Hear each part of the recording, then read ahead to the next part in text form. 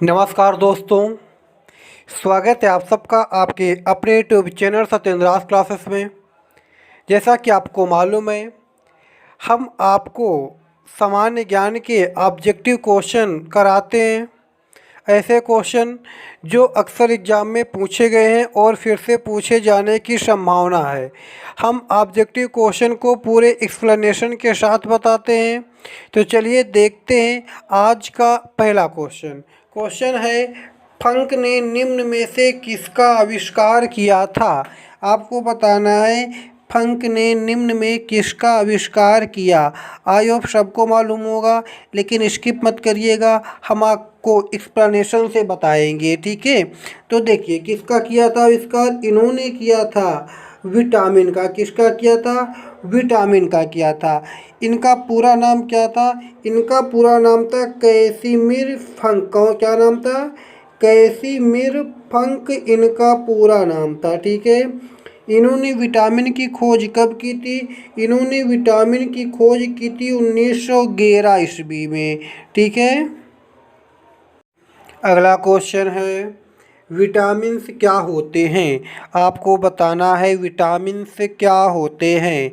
तो विटामिन्स क्या होते हैं? ये एक प्रकार के कार्बनिक यौगिक होते हैं। क्या होते हैं? ये एक प्रकार के कार्बनिक यौगिक होते हैं जो क्या करते हैं, उपापचयी क्रियाएं जो होती हैं, जो मेटाबॉलिज्म रिएक्शन होती हैं, उसमें उत्प्रेरक की क्रियाओं को क्या करते हैं, नियंत्रित करते हैं, ठीक है। उसमें उत्प्रेरक की जो क्रियाएं होती हैं, एक्टिविटी होती हैं, उनको नियंत्रित करते हैं। अब ये कह सकते हैं कि हमको यानी कि ह्यूमन बींग्स को या एनिमल्स को अधिकतर जो विटामिन्स होते हैं, अधिकांश मोस्टली विटामिन होते हैं, वो फूड से प्राप्त हो जाते हैं। अब जैसे कि कुछ लोग कहेंगे कि मोस्टली तो फूड से प्राप्त हो गए, और जैसे कि और अन्य कहाँ से प्राप्त होते हैं। जैसे आपको मालूम होगा विटामिन डी हमें सूर्य से प्राप्त होता है, सूर्य की रोशनी से यानी कि सनलाइट से हमें प्राप्त होता है, ठीक है। तो इसमें आंसर सही क्या होगा? विटामिन क्या होते हैं? विटामिन कार्बनिक यौगिक होते हैं। अगर बात आ जाए, ये दो प्रकार के होते हैं, सबको मालूम होगा। एक होता है जल में घुलनशील विटामिन और एक होते हैं वसा में घुलनशील विटामिन। जब विटामिन के बारे में चर्चा करेंगे तो एक्सप्लेन से चर्चा करेंगे। अगला क्वेश्चन है, निम्न में से किस यौगिकों के समूह को सहायक आहार कहा जाता है। आपको बताना है सहायक आहार के रूप में, सहायक आहार कारक के रूप में किसे जाना जाता है। तो किसे जाना जाता है? ये जाना जाता विटामिन के समूह को। विटामिन के समूह को सहायक आहार कारक कहते हैं। यह स्पष्ट करने वाले जो पहले वैज्ञानिक थे वो कौन थे? Frederick Gowland. कौन थे? फ्रेडरिक गोलैंड पहले वैज्ञानिक थे जिन्होंने स्पष्ट किया था। क्या स्पष्ट किया था? कि जो विटामिन्स का समूह होता है, जो डिफरेंट टाइप के विटामिन होते हैं, ये एक सहायक आहार के रूप में काम करते हैं। अगला क्वेश्चन है, न्यूट्रास्यूटिकल्स। क्या लिखा है? न्यूट्रास्यूटिकल्स से उत्पाद हैं जिनमें होते हैं। आपको बताना है न्यूट्रास्यूटिकल्स में किनको कहते हैं, किन किन उत्पादों का मिश्रण होता है, इसमें कौन कौन से प्रोडक्ट, कौन कौन से उत्पाद होते हैं। तो इसमें कौन कौन से होते हैं? इसमें होते पोषक और औषधि पदार्थ, ठीक है। यहाँ पर प्रभाव नहीं होना चाहिए, यहाँ पे होना चाहिए पदार्थ, ठीक है। क्या होते हैं? पोषक और औषधि पदार्थ। जो आपका ये न्यूट्रास्यूटिकल्स लिखा है, ये दो शब्दों से, किससे किससे? न्यूट्रिशन। किससे मिलके बना है? ये बना न्यूट्रिशन से, ठीक है। न्यूट्रिशन और फार्मास्यूटिकल से मिलकर बना है, ठीक है। तो इसमें क्या होते हैं? पोषक और औषधि पदार्थ होते हैं। अगला क्वेश्चन है, भोजन के वर्ग में प्रति यूनिट कैलोरी की मात्रा सर्वाधिक होती है। आपको बताना है कि अगर कैलोरी हमको यानी कि हमको ऊर्जा लेना हो, ठीक है, तो हम किस चीज़ का सेवन करें अगर हमको अधिक मात्रा में ऊर्जा लेना है, तो किसका सेवन करें, किसमें सर्वाधिक प्रति यूनिट कैलोरी की मात्रा होती है, तो किसमें होती है, वसा में। क्यों होती है, क्योंकि इसमें ऑक्सीजन की कमी होती है, ठीक है। ऑक्सीजन की कमी होने के कारण इसका ऑक्सीडेशन बड़ी तेज़ी से होता है, ऑक्सीकरण बड़ी तेज़ी से होता है, इसलिए इसमें प्रति यूनिट कैलोरी की मात्रा सर्वाधिक होती है। अगर बात ये की जाती कि तुरंत, ठीक है, इमीडिएट हमको तुरंत ऊर्जा कौन देता है, तो वहाँ पर होता कार्बोहाइड्रेट होता है, ठीक है। इसीलिए जो एथलीट होते तुरंत ऊर्जा प्राप्त करने के लिए कार्बोहाइड्रेट का प्रयोग करते, लेकिन यहाँ पर क्या होगा सही, वसा सही होगा। अगला क्वेश्चन है, मानव आहार में पॉलिश किए हुए चावल के उपयोग से निम्नांकित रोग हो जाता है। मतलब क्या है, कहने का मतलब ये, अगर हम पॉलिश किए हुए चावल का प्रयोग करेंगे तो हमें कौन सा रोग हो जाएगा, तो कौन सा हो जाएगा, बेरी बेरी। क्यों हो जाएगा, जैसे कि जो चावल पॉलिश किए होते हैं उनमें विटामिन थायमीन, कौन सी विटामिन, थायमीन। अब बात आती है थायमीन किसका नाम होता है, तो थायमीन नाम होता है B1, ठीक है। B1 जो विटामिन होती है उसकी कमी होती है, उसकी कमी से हमें कौन सा रोग होता है, बेरी बेरी। अक्सर एग्जाम में पूछा जाता है विटामिन B1 या B की कमी से कौन सा रोग होता है, तो कौन सा होता है, बेरी बेरी।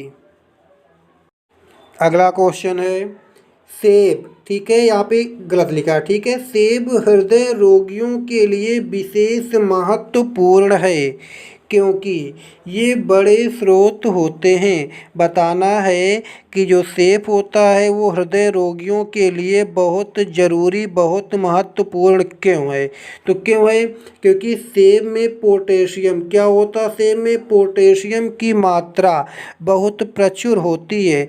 और आपको मालूम होगा हृदय की बीटिंग को, धड़कनों को बनाए रखने के लिए पोटेशियम की बहुत ज़रूरत होती है। तो यहाँ पे आंसर क्या हो जाएगा, केवल पोटेशियम की, ठीक है। सेब में पोटेशियम की प्रचुर मात्रा पाई जाती है। अगला क्वेश्चन है, निम्न में से किसका निर्माण हमारे शरीर में नहीं होता है।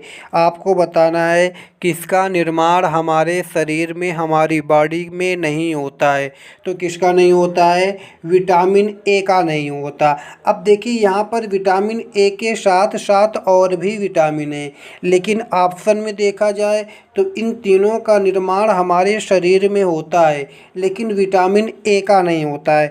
विटामिन ए के साथ साथ विटामिन B12, कौन सी विटामिन, B12 तथा विटामिन डी, ठीक है, इनका निर्माण हमारे शरीर में होता है और इनके अलावा किसी भी विटामिन का निर्माण हमारे शरीर में नहीं होता। तो यहाँ पर क्या हो जाएगा, ए। अगर कभी आपसे पूछ लिया जाए कि किस विटामिन का निर्माण हमारे शरीर में होता है, तो हो जाएगा विटामिन B12 और विटामिन डी।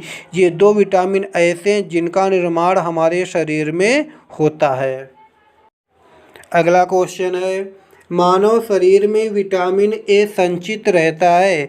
आपको बताना है मानव शरीर में जो विटामिन है ये संचित कहाँ पर होता है, तो ये कहाँ पर संचित होता है, ये संचित होता है यकृत में। कहाँ होता है, यकृत में। यकृत मानव शरीर की सबसे बड़ी ग्रंथि के रूप में जाना जाता है, ठीक है। विटामिन ए का रासायनिक नाम क्या होता है, रेटिनाल। क्या होता है, रेटिनाल इसका रासायनिक नाम होता है। इसकी कमी से कौन सा रोग होता है, इसकी कमी से रतौंधी नामक रोग हो जाता है, ठीक है।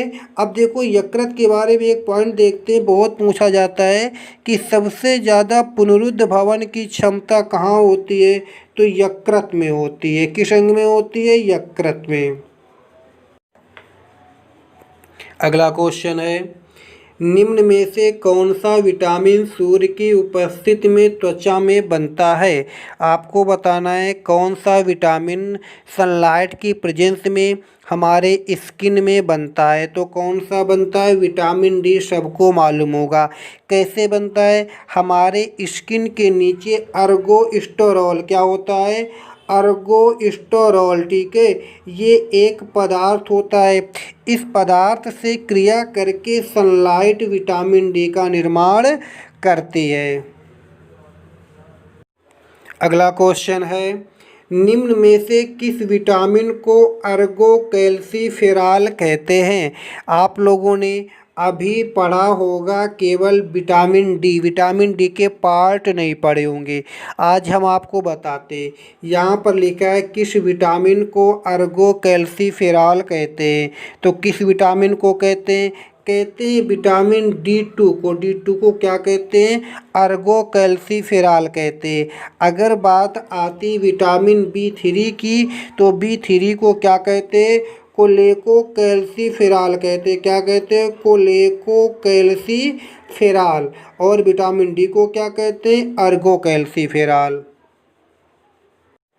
अगला क्वेश्चन है, अन्य पशुओं की तुलना में मछलियों का मांस अधिक स्वास्थ्यकर माना जाता है, क्योंकि मछली में होता है, आपको बताना है कि जो जैसे कि आप बीफ हो गया, मटन हो गया, ठीक है, और आपके ये मछली का मांस हो गया, इन सब मांसों में मछलियों के मांस को अधिक स्वास्थ्यकर माना जाता। क्यों?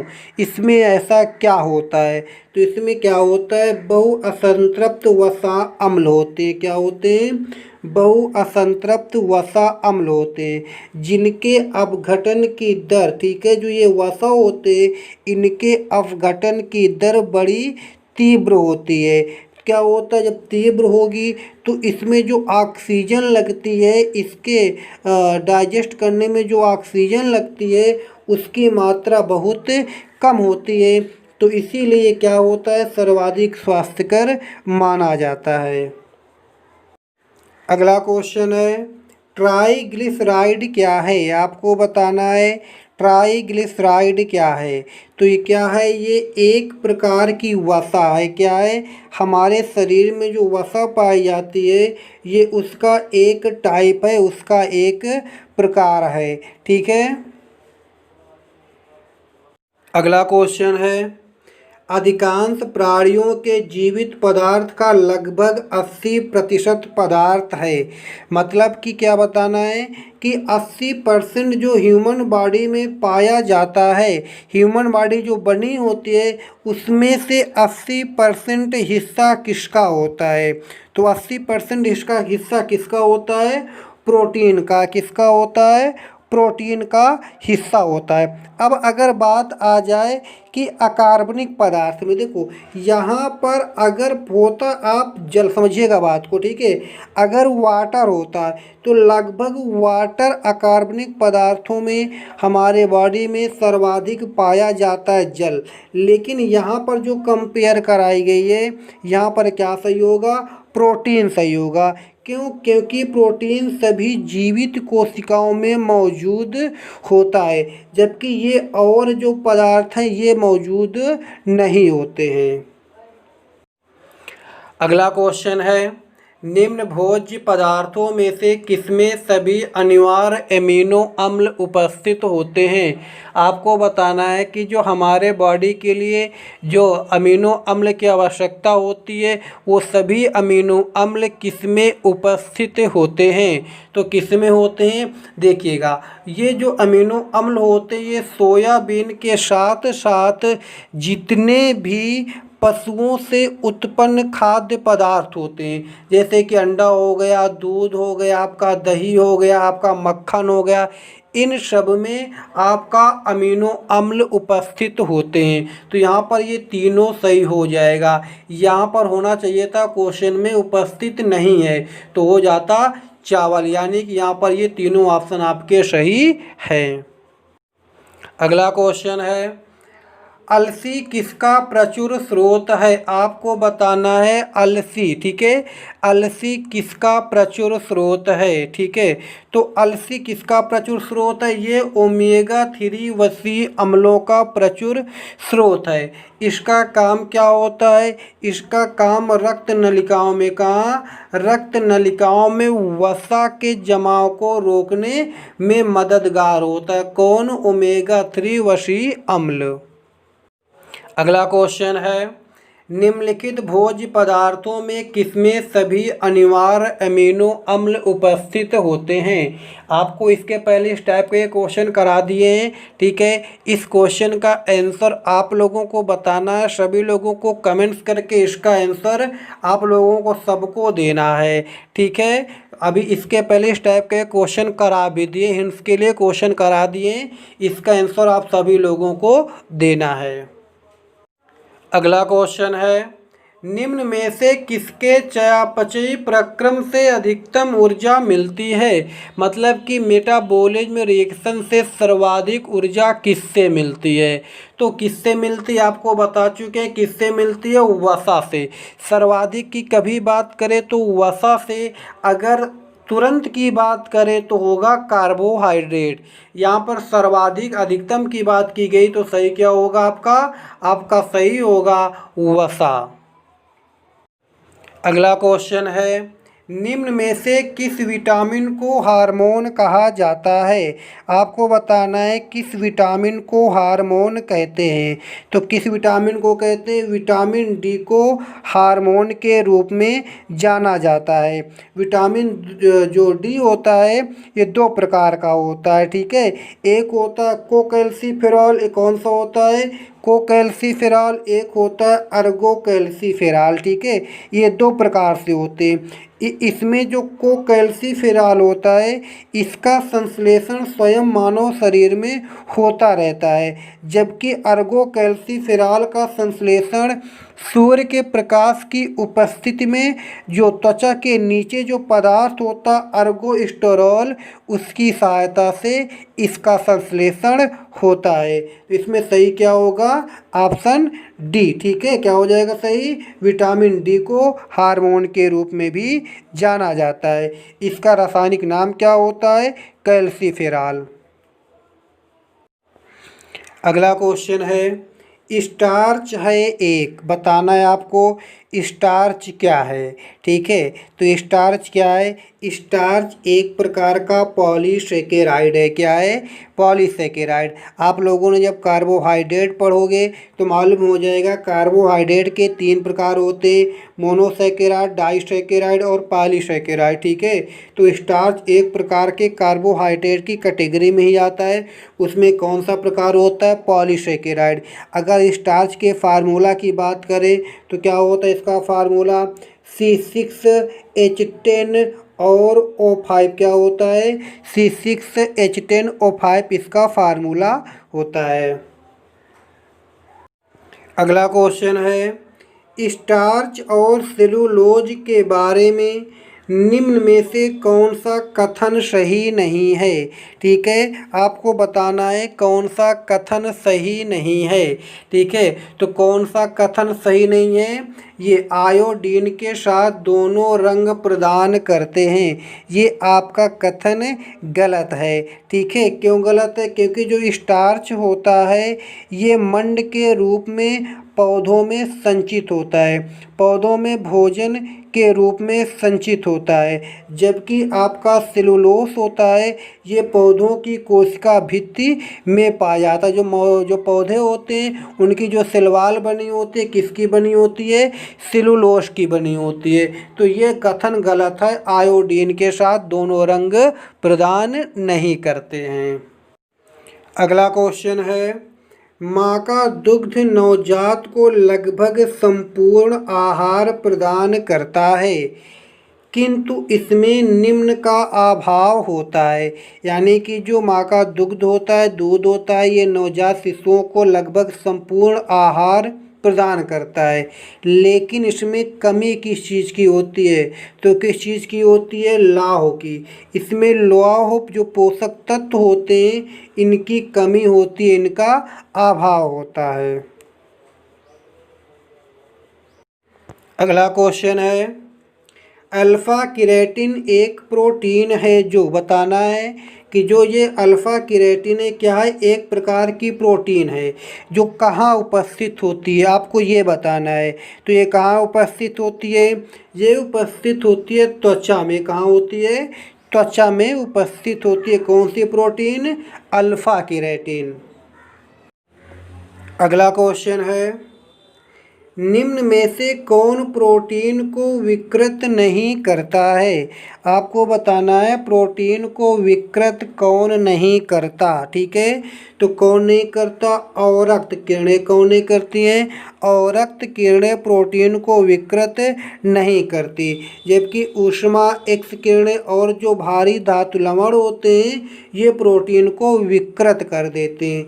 जो अवरक्त किरणें होती हैं इंफ्रारेड होती हैं, इंफ्रारेड रेस होती हैं, इनका प्रयोग टीवी रिमोट के रूप में, जो टीवी रिमोट से जो किरणें निकलती हैं वो अवरक्त किरणें ही होती हैं।